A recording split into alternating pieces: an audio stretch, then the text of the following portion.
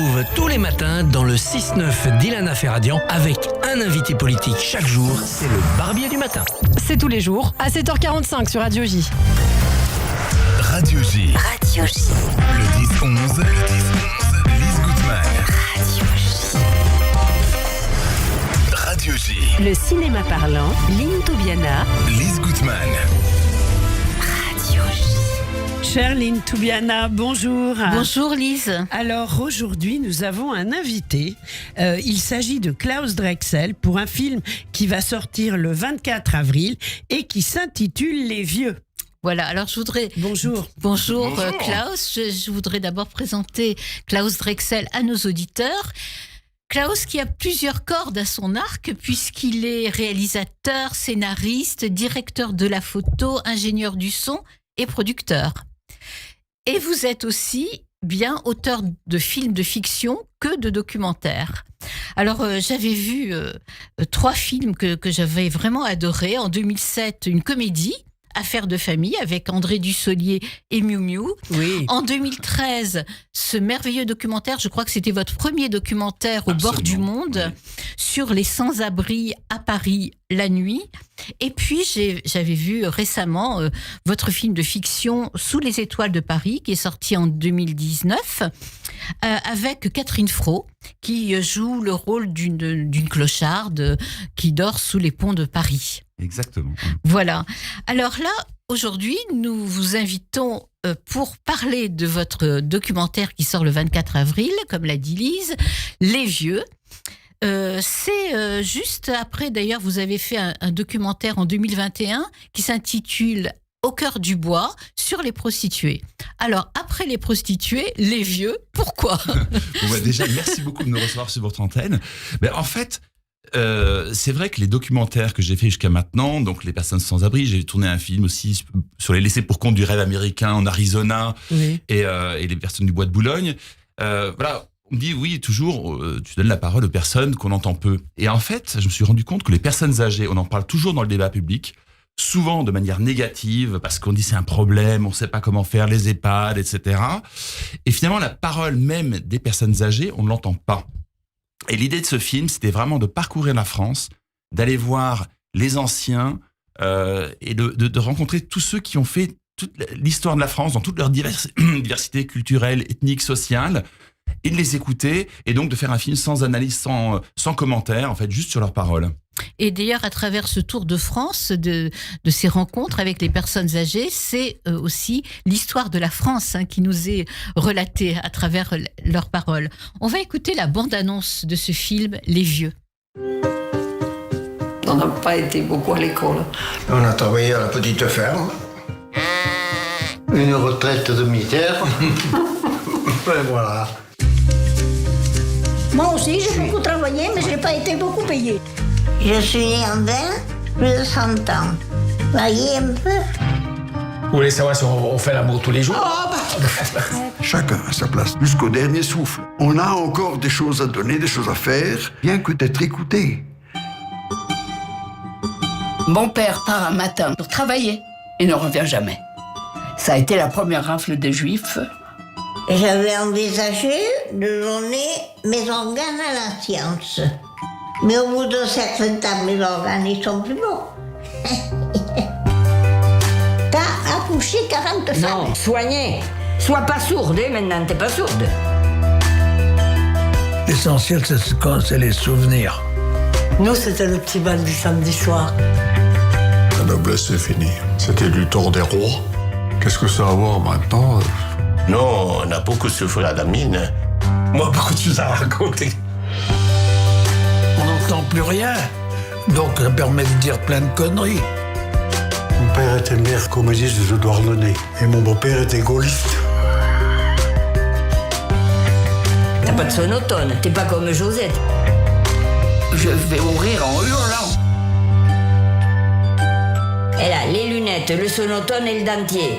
Eh bien, j'ai dit, dis donc, quand t'as tout sorti, reste pas grand-chose.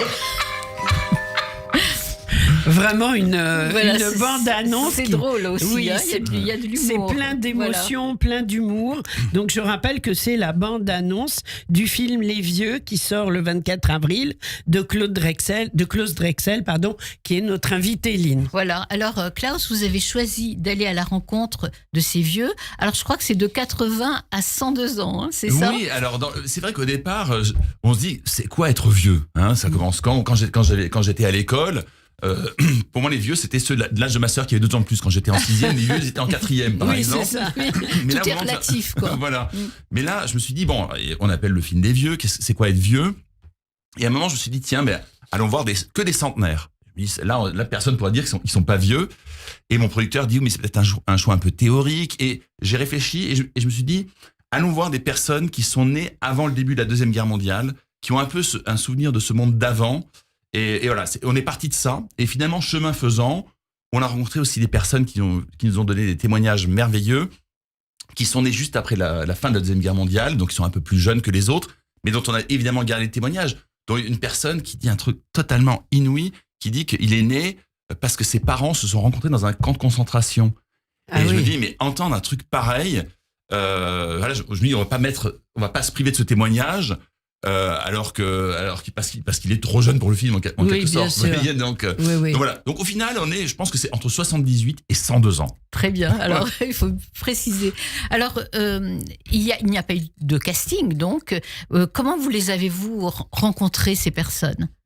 Ma première idée, c'était de partir sur la route avec mon grand ami et photographe Sylvain Lézère, avec qui on fait tous nos documentaires. Et on voulait partir au hasard de la route, mais il y avait quand même cette volonté quand même de donner une image de la France dans toute cette diversité, comme je le disais tout à l'heure. Et non, on s'est dit, bon, il faut quand même pas faire un casting, mais choisir, tiens, qu'est-ce qui est marquant, les marins-pêcheurs en Bretagne, les gens qui ont travaillé dans la mine, etc. Et donc voilà, on s'est dit, il est impossible d'être exhaustif, de parler de tout le monde, mais je voulais que tout le monde en creux puisse se retrouver dans le film, c'est-à-dire d'avoir quand même une diversité. Et donc voilà, on a demandé à nos amis, on a contacté des associations, etc. Et comme ça, finalement, on a un panel, on a un baron dans le Jura, et effectivement, des gens qui ont travaillé la mine, des gens qui ont vécu en HLM, enfin, tout ça pour très grande diversité. Une espèce de mosaïque. Voilà. Alors, il y a beaucoup de thèmes qui reviennent, qui sont récurrents à travers leurs paroles. D'abord, le thème de la solitude. Oui. Alors ça, effectivement, c'est quelque chose. Et il y a une parole absolument magnifique, je trouve, dans le film, d'une vieille institutrice de maternelle, Christiane Lombard, qui dit alors elle dit plein de choses magnifiques, mais notamment aussi que le problème, c'est pas la solitude, c'est l'isolement. Parce que c'est vrai que pas pareil. C'est pas pareil. C'est différent, hein. Exactement. Oui. La solitude, c'est beau. Moi, j'aime bien parfois être seul, me promener. Mais l'isolement, c'est ça qui est épouvantable. Et je me suis vraiment rendu compte, je trouve, en faisant ce film, que il fallait lutter contre ça et que c'est ça le rôle de la société aussi, d'être proche, de laisser personne seul. Ça, évidemment, ça concerne les familles, mais aussi quand on voit qu'on a une personne âgée qui habite peut-être la porte en face, il faut aller voir les autres parce qu'on ne peut pas laisser les personnes seules et c'est ça qui est vraiment essentiel. Et d'ailleurs, c'est vrai que moi, j'ai un grand rêve parce que là, j'ai fait pas mal d'avant-premières avec ce film et c'est vrai qu'on touche toujours un public senior, comme on dit, ce qui est très bien. Mais on voit peu de jeunes qui viennent voir le film. Et les rares jeunes que j'ai vus sont vraiment bouleversés par le film parce qu'ils se rendent compte qu'ils entendent des souvenirs qui les étonnent. Et il y en a pas mal qui me disent, mais tiens, ce film m'a donné la clé pour reconnecter avec mon grand-père, ou j'ai une grand-mère en EHPAD. Ah oui. Je savais pas comment lui parler, mais là... Et voilà. Et moi, mon rêve, ce serait que ce film soit l'occasion aussi d'aller au cinéma en famille, sur plusieurs générations. Et peut-être que, voilà, l'après-midi, on va au cinéma... Ensemble, on fait un dîner en famille, on parle du film et puis après de l'histoire de la famille. Est-ce que c'est un film qu'on pourrait projeter, par exemple, dans un cadre pédagogique dans des lycées ? Ah ben moi j'adorerais, j'adorerais. Ça c'est vraiment bien, quelque chose. J'ai pas encore, mais je vais bientôt avoir des projections. Je vais avoir bientôt des projections scolaires. Mais ça vraiment, ça c'est mon rêve. D'ailleurs, on a, vous savez, on met toujours une espèce de punchline, je sais pas comment on appelle ça, d'accroche. Et on a dit c'est un film pour tous les jeunes de 7 à 107 ans. Oui, c'est très bien. Les vieux, un film pour tous les jeunes de 7 à 107 ans. Oui, d'ailleurs, je pense à une phrase qu'a prononcée un des vieux. C'est qu'il dit il faut apprendre à être seul. Oui, c'est ça. Parce que c'est étonnant aussi. On ne pense pas à ça. Enfin, on pense toujours à la perte de l'autre. Enfin, moi, je suis marié bientôt. C'est vendredi que je vais fêter mes 27 ans de mariage. C'est quand même pas mal. Et forcément, on pense toujours à l'autre. On dit on vieillit ensemble. On est tellement important l'un pour l'autre. Et il y a ce couple, effectivement, qui sont mariés depuis, je sais pas, plus de 60 ans. Et ils disent il faut faire attention à pas être trop dépendant l'un de l'autre. Parce que s'il y en a un qui part, comment continuer à vivre? Et ça, c'est quand même quelque chose de très puissant, je trouve. Oui. Alors, il y a aussi le thème, le désir de vivre, effectivement, de survivre, de vivre, et aussi la peur de mourir. Il y a vraiment ce thème de la mort qui est omniprésent. C'est ça. C'est-à-dire que moi, j'essaye toujours, dans tous mes documentaires, de poser le moins de questions possible, d'amener les personnes à parler de ce dont elles ont envie de parler. Donc, forcément, les souvenirs d'enfance, donc de la guerre, ça revient. Et évidemment, la thématique de la mort aussi. Moi, ce qui m'a un peu rasséréné, très honnêtement, alors il y a tous les cas de figure. C'est ce qui est intéressant aussi quand on a un panel comme ça de personnes. C'est que d'ailleurs extrême. Oui, c'est ça. On réagit, les gens réagissent mais j'ai l'impression qu'il y a quand même, si on doit faire une moyenne, même si j'aime pas la moyenne, j'aime bien l'individu et pas la moyenne entre les individus, mais j'ai l'impression quand même que souvent il y a quelque chose de plus serein vis-à-vis de la mort quand on approche de l'échéance. Et ça, quelque part, ça me rassure. Moi qui suis très angoissé, qui ai très peur de la mort, je me dis, si en vieillissant, j'arrive à être plus sage et plus serein par rapport à ça, c'est rassurant. Bien sûr. Absolument. Alors, ça vous a rassuré, ce film? J'essaye de me rassurer. Oui, il faut d'ailleurs dire à nos auditeurs qu'il faut aller voir ce film, que c'est pas un film déprimant. Bien sûr. Mais au contraire, justement, qui rassure. Hein. Oui, pour moi, si vous voulez, c'était vraiment une année de rencontres extraordinaires, des choses hyper drôles. On l'a entendu un peu dans la bande-annonce, de copines qui sont vachement marrantes, des gens qui disent des choses lumineuses. Donc vraiment, l'idée, c'est vraiment un film, je trouve, où quand on commence un film, on part même si on veut pas avoir d'a priori, on se dit toujours où les gens me disent mais tu vas faire un film avec des vieux, ils vont radoter, ils vont râler, mais pas du tout. Du tout. Et en allant voir ces personnes, on se rend compte que c'est totalement faux ce qu'on imagine. Oui, c'est vraiment un film qui est ponctué de pleurs, c'est vrai, et de rire, et beaucoup de rire. Ils rient beaucoup les vieux, finalement. Oui, mais en fait, on oublie toujours que je dis toujours, les vieux ont été jeunes.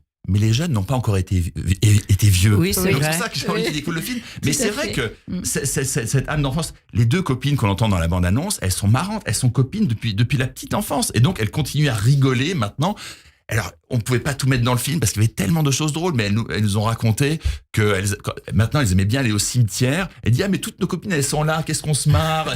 Oui, d'accord. C'est l'humour noir. C'est hyper drôle, quoi. Oui, moi, je me souviens d'une grande chanteuse yiddish disparue aujourd'hui, Genia Feierman, qui, il y a une quinzaine d'années, m'avait emmené boire un café dans un café à la République et qui m'avait dit, qui m'avait dit, écoute, avant tout mon public était là, maintenant ils sont tous à Bagneux. Oui, c'est ça. Et elle en rigolait.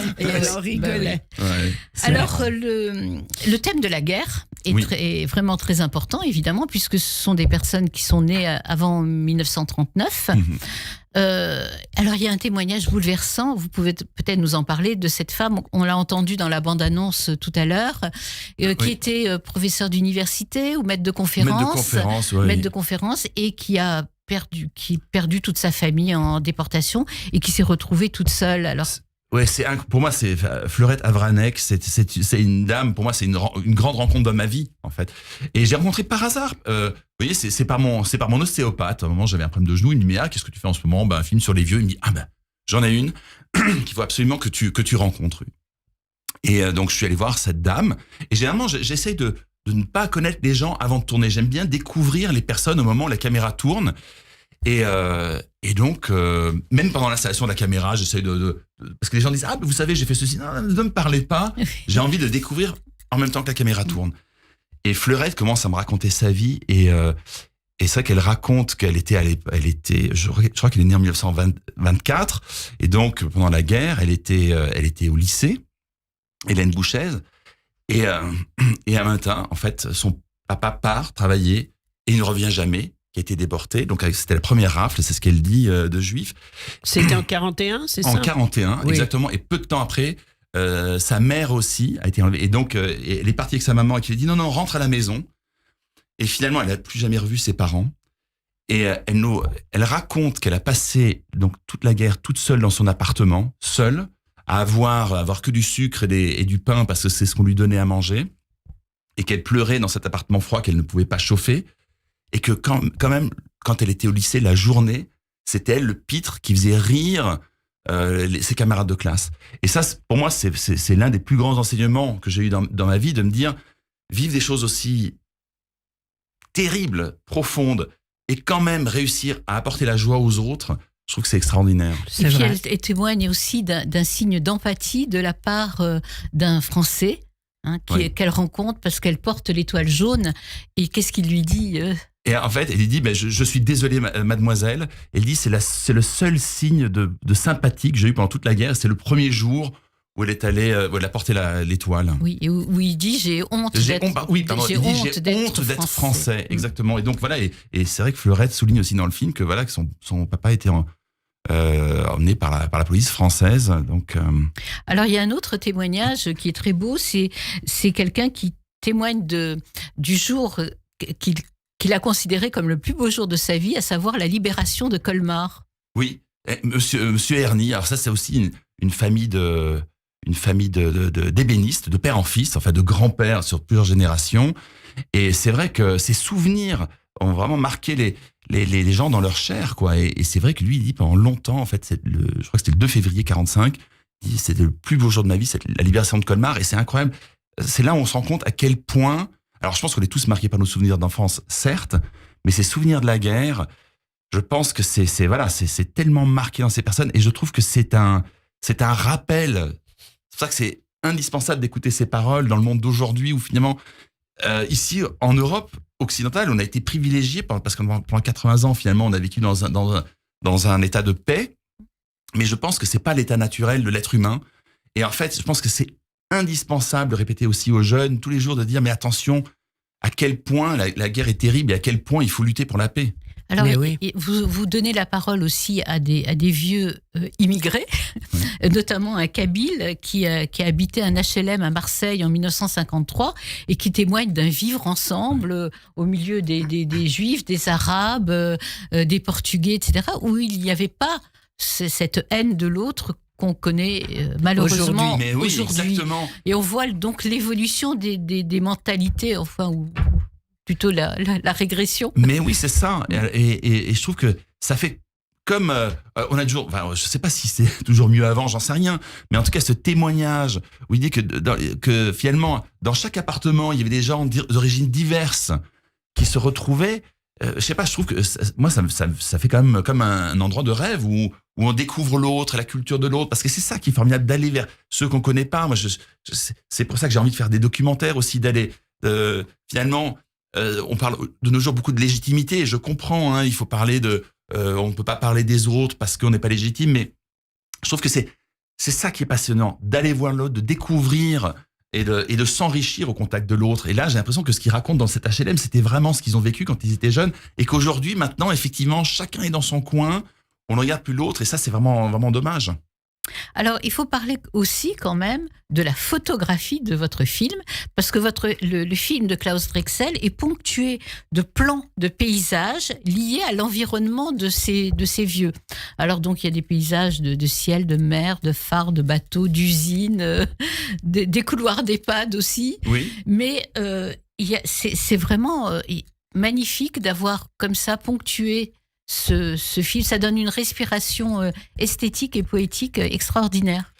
Voilà, déjà il faut que je dise que moi j'ai eu la grande chance, on n'a pas toujours la chance de rencontrer une âme sœur un peu comme ça dans la création artistique. Et moi, à l'époque de Faire au bord du monde, mon premier documentaire, j'ai rencontré Sylvain Lézère, qui est donc qui était que photographe, qui avait jamais fait la direction de la photographie. Et avec Sylvain, voilà, pour moi c'est comme un frère, et on se comprend entre les mots, on a le même amour de la peinture, des films expressionnistes, etc. Et effectivement, le travail pictural de Sylvain, qui est capable de transformer le réel en tableau, c'est vraiment pour moi une dimension essentielle de tous les documentaires. Et l'idée, c'est pas de faire un truc joli, esthétisant, c'est vraiment de créer un écrin pour recevoir la parole Et pour moi, il y a cette dimension un peu onirique que j'espère donner au film, une dimension un peu de conte qui transporte le spectateur. C'est-à-dire que l'information, est-ce qu'à un moment on est en Alsace ou ailleurs, c'est pas ça qui est important. C'est que si on juxtapose le Mont Blanc et un plan de l'Atlantique, de la mer, ensemble, ça crée quelque chose. Et c'est vrai que le regard de Sylvain, moi j'adore quand on est sur les routes de France et puis on est en camionnette et puis tout à coup Sylvain me dit « Oh, t'as vu ça ?» Je dis « Ah oui !» Hop, et ça peut être une usine, ça peut être n'importe quoi. Bien sûr. Il y a sûr. toujours quelque chose, ça raconte toujours quelque chose. Il y a tout un travail de montage aussi qui est excellent dans ce film. Ah, bah oui, pareil. Alors, Sylvain pour l'image et Anne Souriau, ma monteuse, c'est aussi une rencontre extraordinaire parce que on a cette manière de travailler ensemble où c'est marrant parce que généralement quand une journée de travail type avec Anne, j'arrive au montage le matin et je dis bah tiens on va prendre un café et puis on parle pendant 1 heure, 1 heure et demie. Après 1 heure et demie, je dis mais c'est une catastrophe, on n'a pas commencé à travailler. Elle me dit ça fait 1 heure et demie qu'on travaille parce que elle me dit je t'écoute. Parce qu'on parle de l'actualité, on parle de plein de choses et elle se nourrit de ça. Ça c'est la richesse du film. Oui, et en fait, elle se nourrit de ça et elle m'aide vraiment parce que toutes les paroles qu'on a récoltées, en fait, rien n'est écrit à l'avance. C'est-à-dire que on se retrouve avec une centaine d'heures de rush et il faut trouver après un fil de fer, un chemin. Et Anne, elle est indispensable pour moi à ce niveau-là. Alors c'est un très beau voyage. Celui de la vieillesse, un voyage plein d'humanité. Donc on recommande à nos auditeurs d'aller voir ce film, Les Vieux, de Klaus Drexel. Et on n'a pas le temps d'écouter Les Vieux, peut-être, Jacques Brel. Les vieux ne parlent plus, ou alors seulement parfois du bout des yeux. Même riches, ils sont pauvres, ils n'ont plus d'illusions et n'ont qu'un cœur pour deux. Chez eux, ça sent le thym, le propre, la lavande et le verbe d'antan. On reconnaît bien sûr Les Vieux de Jacques Brel. Alors, chère Il fallait Lynn, entendre Un cœur pour deux quand même. Oui. C'est magnifique. C'est très beau, on adore cette chanson. Alors, Lynn, il n'y aura pas d'émission le 24 puisque c'est avril. Pessard. C'est Pessard, mais le film de Klaus Drexel, qui était notre invité aujourd'hui, sort le 24. On pourra y aller, profiter de Rola Moed, etc. Et puis, on se retrouve, nous, le 1er mai. Alors, avec un invité, oui. Pascal Bonitzer, pour son film Le Tableau volé.